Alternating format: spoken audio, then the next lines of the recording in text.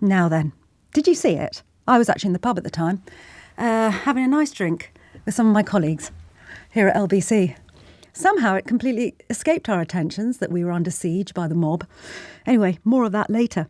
So last night, Rishi Sunak at about 5:30 held an emergency press conference outside the door of 10 Downing Street. Rishi walked purposefully towards the podium, gripping the lectern like his life depended on it. The speech started well, but like so many things that Rishi Sunak touches, it soon descended into a steaming heap of hyperbole. He began by circling some very obvious truths. Extremism is bad. We shouldn't tolerate racism. We shouldn't tolerate anti-Semitism or Islamophobia. The police need to do something about it, and we all need to play our part in building a cohesive society. However, after flirting with the truth, he never quite landed on it. Instead, he fell back on his specialty, vague accusations against the mob. A spurious claim that he was, in fact, on the, quote, right side of history when it came to the ceasefire issue in Gaza, and some old tosh about ordinary people on lawful marches needing to confront the very people Rishi Sunak had just called very dangerous extremists. Go figure. The speech reached its comedic apex right at the very end. I think it was supposed to be a rousing call to arms, not to the dangerous mob or the extremists, but to us, the people of Britain. Here's a bit of that call to arms. I love this country. My family and I owe it so much. The time has now come for us all to stand together to combat the forces of division and beat this poison. We must face down the extremists who would tear us apart. There must be leadership, not pandering or appeasement. When they tell their lies, we will tell the truth. When they try and sap our confidence, we will redouble our efforts. And when they try and make us doubt each other, we will dig deeper for that extra ounce of compassion and empathy that they want us to believe doesn't exist, but that I know does.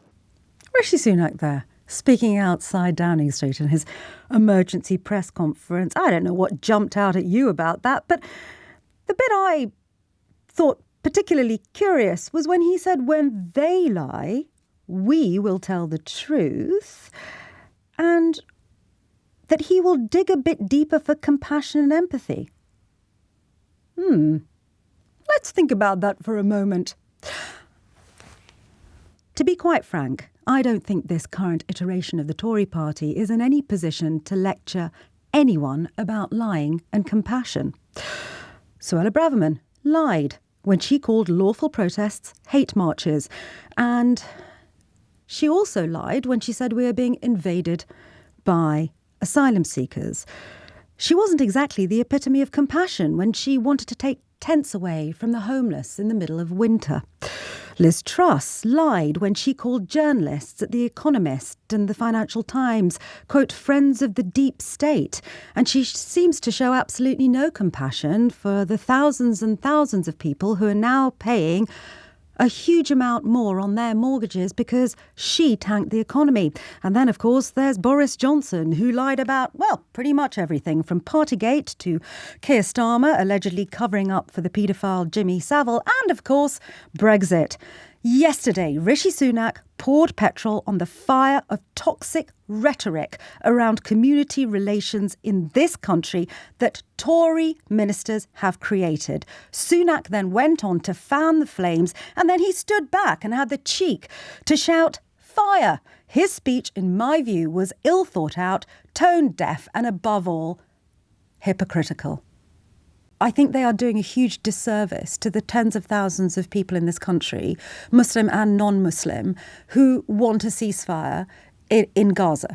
And this disservice they are doing them is assuming that these people don't know what they're talking about and infantilizing them. So we had James Cleverly, for example, the Home Secretary, saying, "Oh, just give up on the marches, will you? You've made your point, we're not listening anyway."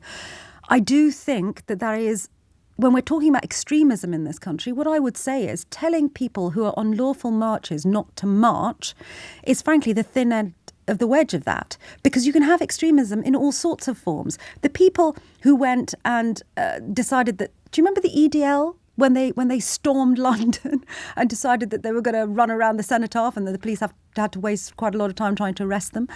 That is a form of extremism. I would say extremist language has been used by government ministers in this country, and it is pouring petrol on what is already a very heated conversation.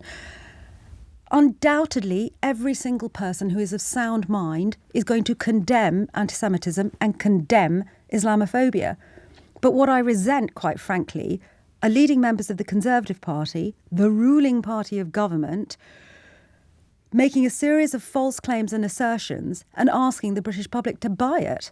Honestly, he was going on so long that at one point I actually thought, because it was just so weird and so sort of discombobulating, hearing him going on and on about the mob and extremists and how we should all stand against extremism. So bits of it were absolutely true. Other bits were just completely mad. And I honestly thought at one point he was going to end with the words, and it's all down to Harry and Meghan. It was that mad. Alice in Northwich in Cheshire. Hello. What did you make of it? Oh, hello. Thank you very much, Sangita. Well, actually, just by the by, I have noticed over really since pandemic that he's tended to sort of put things out either at sort of weekends or on holiday. It's as though to sort of, we can go off on holiday, but you've got to be permanently kept wound up as a population. Anyway, it's said that if you point the finger, there will be three fingers pointing back at you. But in this case, I think there are about 30 million fingers pointing back at Rishi Sunak. Because as a population, we're just not buying it. Which bit in particular do you not buy? Because it was a long and somewhat ambling speech, I would say. Yes, it was indeed. I mean, one bit that hasn't been mentioned. Again, it's sort of by the way, if you work hard, you'll get on and become as wealthy as I am. Well, that's obvious lot of nonsense. If you've got wealthy parents who can give you a good education, you've got a good chance of getting on. Anyway, that was one of the highlights, I have to say. The other bit was when he kept saying, I love this country. My parents worked hard. It's given me everything. And I just kept thinking, honestly, Alice, when he did it twice, I think, in this speech. And I just thought, can you just knock it off, mate? Right? Yeah. Because do you remember when Sadiq Khan used to bang on and on about his dad being a bus driver? I just thought, at least Sadiq Khan has got to the point where he realised we were all laughing at him, and now he kind of tries to own the joke.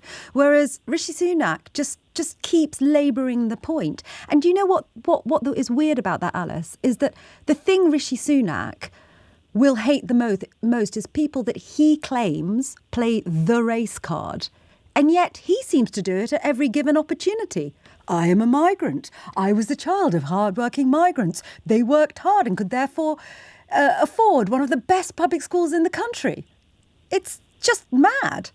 I think you've talked about many things that I think as well. I think this extremism in this case has been used because I think the government knows that people are disappointed in politics in the UK at the moment, both with Labour, both with Conservative. I don't think we know who to vote for in the general election.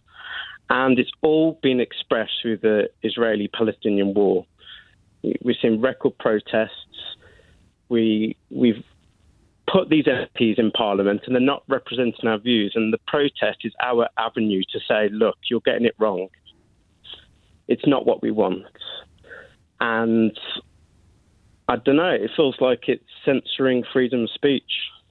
Well, I can tell you that right now, being debated in Parliament is further incursions on the right to protest.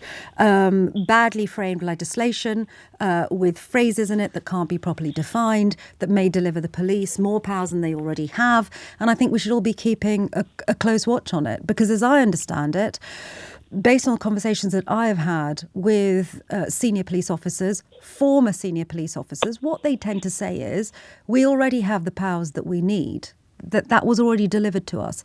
What we really need is proper funding and resources so we can deliver to the population of England and Wales a superb service that keeps everybody safe. So, Daniel, I agree. When I first saw Rishi Sunak come out of number 10, I got a bit excited. I actually thought by some miracle he was going to call an election.